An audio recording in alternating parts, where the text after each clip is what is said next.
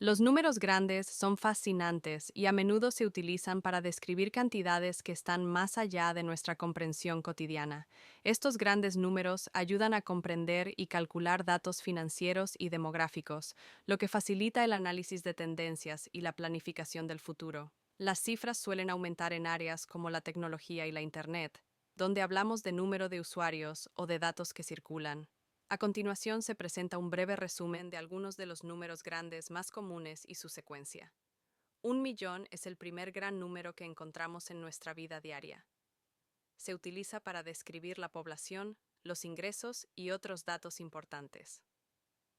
Millardo, también conocido como millón en algunos países de habla hispana, este número se utiliza para describir cifras de la economía, como el PIB de un país o el número de usuarios de plataformas digitales. Billón. En una escala corta, 1 billón es igual a 1.000 millones de millones. En la escala larga utilizada en algunos países europeos, 1 billón equivale a 1 millón de millones, 10 elevado a la 12.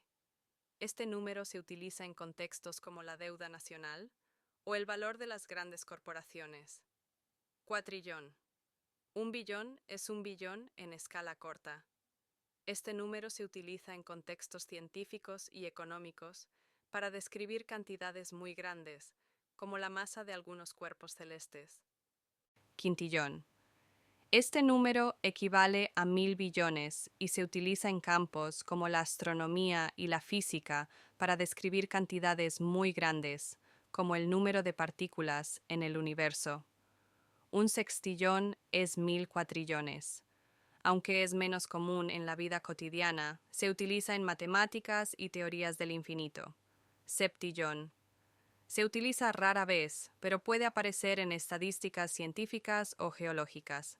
El octillón se puede utilizar en cálculos relacionados con información digital a gran escala.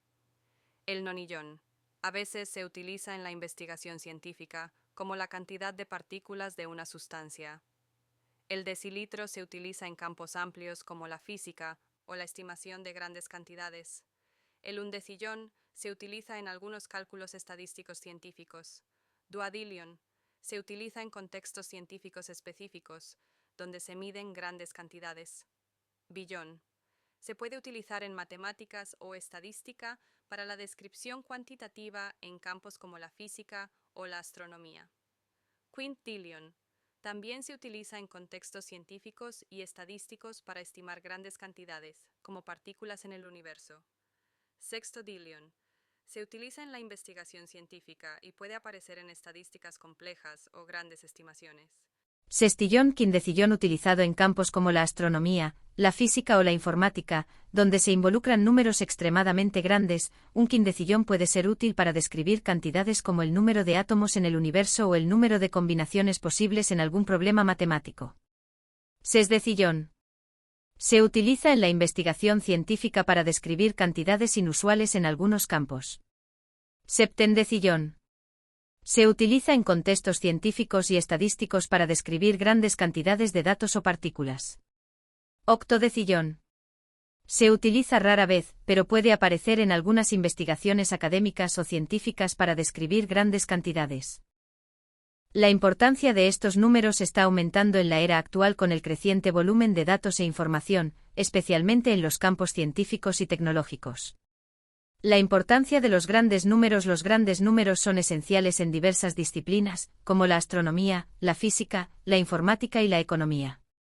Nos ayuda a comprender la escala de los fenómenos naturales, el tamaño del universo y las complejidades de los sistemas económicos globales. Además, en matemáticas, los números grandes son fundamentales para el estudio de las combinaciones, la teoría de números y la probabilidad. Los números grandes, desde 1 millón hasta un quintillón y más, son herramientas valiosas para describir y comprender el mundo que nos rodea. Aunque pueda parecer abstracto, se utiliza en ciencia, economía y otros campos.